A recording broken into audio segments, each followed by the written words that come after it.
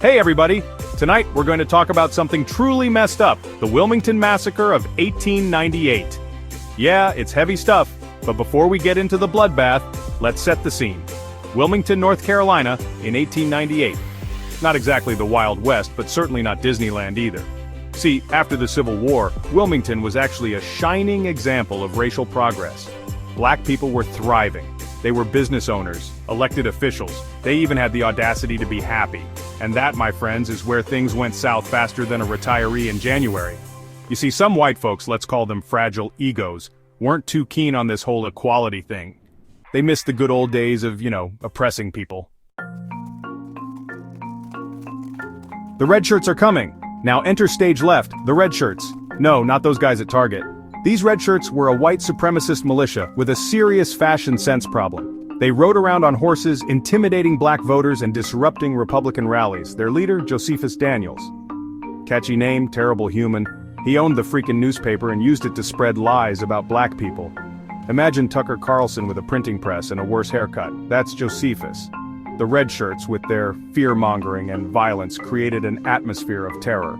They were basically the original cancel culture, except instead of angry tweets they used, well, actual violence. Then came November 10th, 1898. A day that lives in infamy, or at least it should.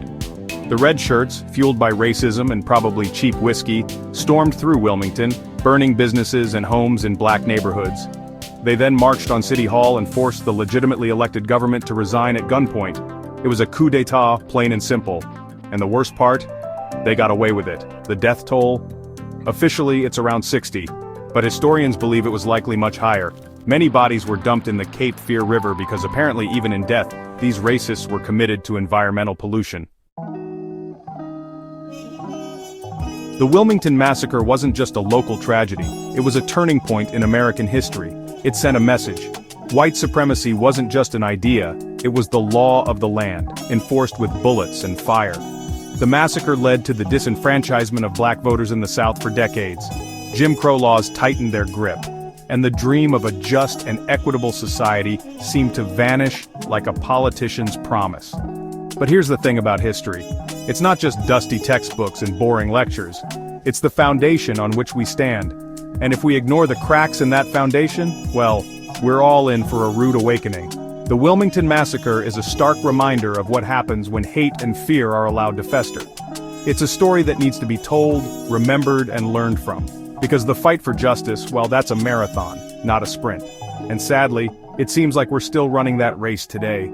Plug in, like, comment, subscribe, and hit the bell icon to be the first notified for new content.